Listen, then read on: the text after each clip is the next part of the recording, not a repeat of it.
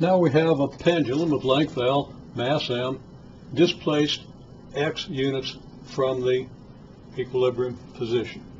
And what we want to find out is what the net force on that pendulum is. Now, the first thing I asked people to do was sketch a free body diagram. Got all kinds of stuff in the sketches. I would expect from a class, the majority of whom have had statics, to have seen a point with a vector mg downward, or F grav if you want, but the force of gravity is mg, and a tension vector this way.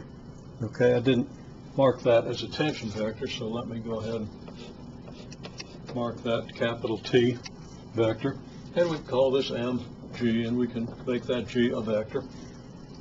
Okay, now, do we have this picture in the right scale? Well, let's think about it. What's the direction of the net force on this ball at this point, assuming the tension and gravity are the only two forces acting on it?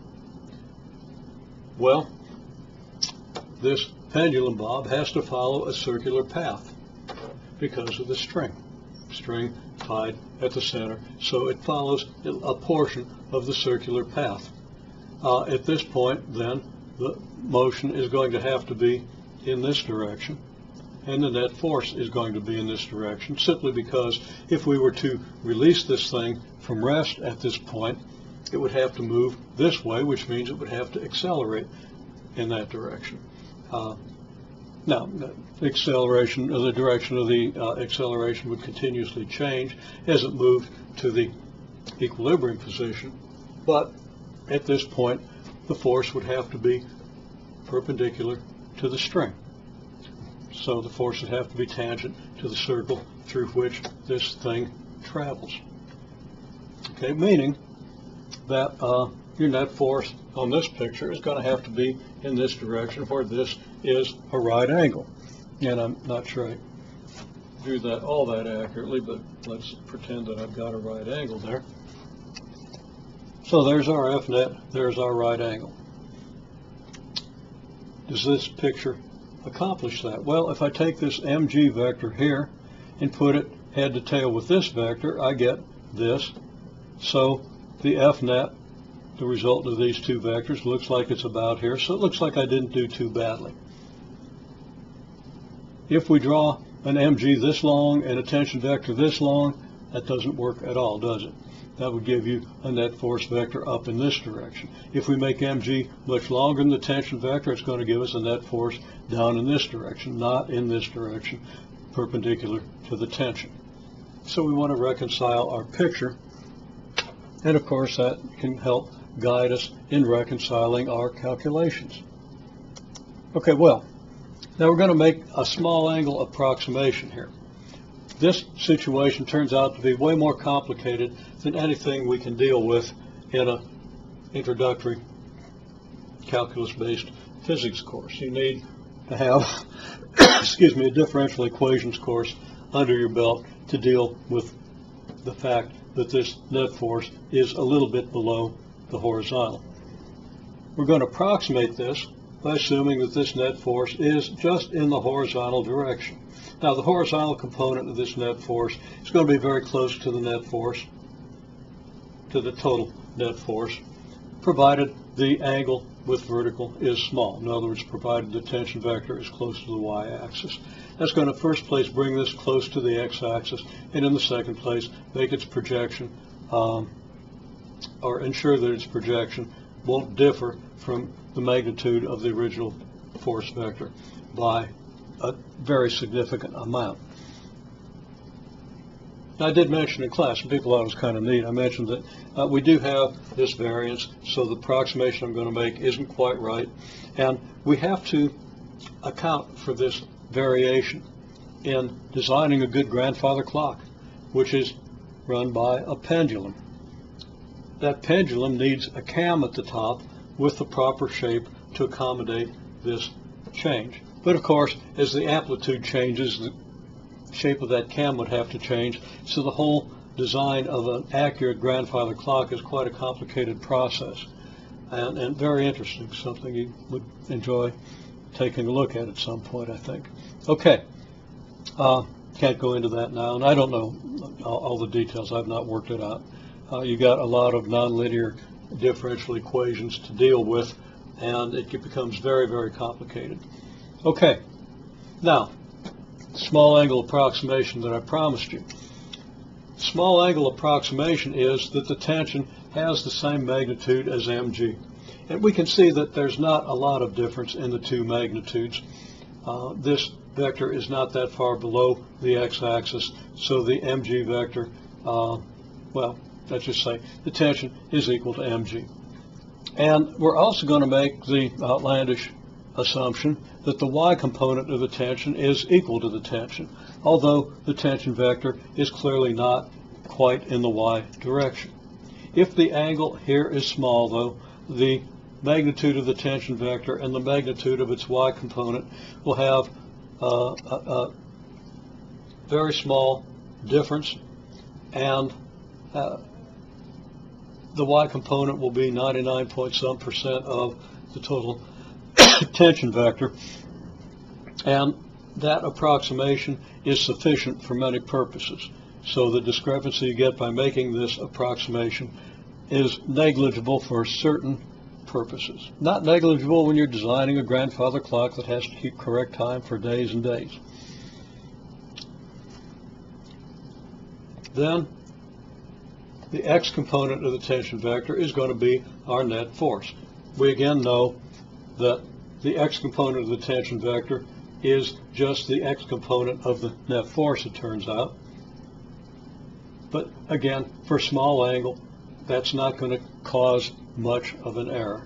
So, having made those assumptions, what is F net?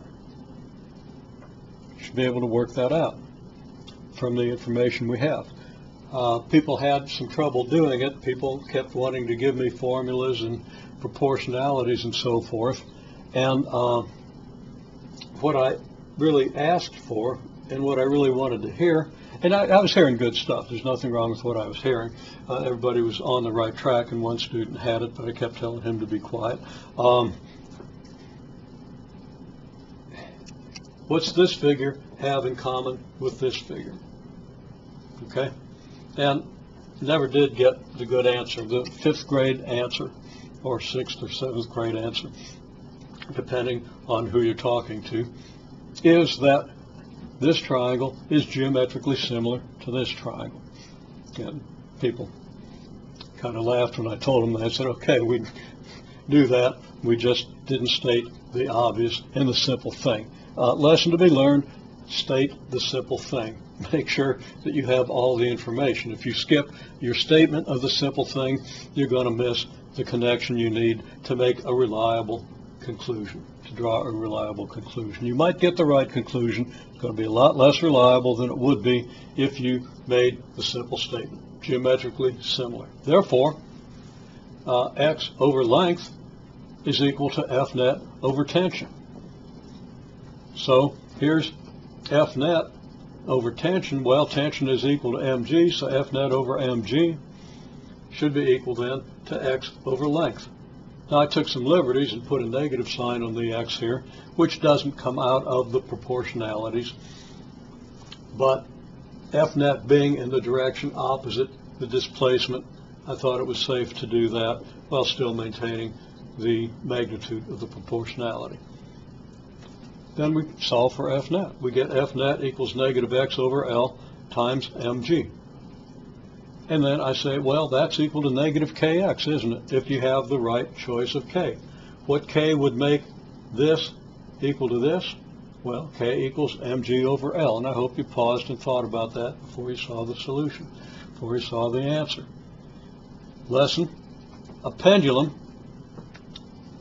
is a simple harmonic oscillator, a pendulum with low amplitude, okay, that doesn't ever get to a very big angle of deflection from the equilibrium, from the vertical in this case, is a very good simple harmonic oscillator with omega equals square root of k over m. Okay, what's square root of k over m for the pendulum? Well, we just determined that K is mg over L. When we divide by m, we get g over L. So in this case, omega equals square root of K over m, which equals g square root of g over L. And omega is the angular velocity of a point on the reference circle. The pendulum follows this point. Pendulum goes back and forth following this point. It does go up and down a little bit, and there are potential energy changes that you want to consider due to the up and down motion, but there are other ways to deal with it.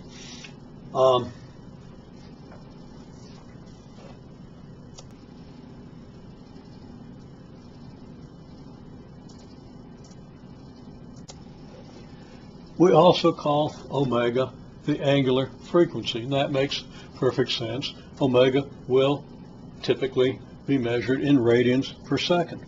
Okay, a radian is a measure of angle. A radian per second is, well, the number of radians per second is the frequency with which you go through radians. So we call that angular frequency. So it's the angular velocity of our reference point, or it's the angular frequency, the frequency with which we pass through radians. Again, our takeaway here is simply that you can model the motion of a pendulum of small amplitude by simple harmonic motion using K equals mg over L, giving you angular frequency square root of g over L. I'll mention also that this applies to an undamped pendulum, an ideal pendulum, a pendulum where air resistance is insignificant.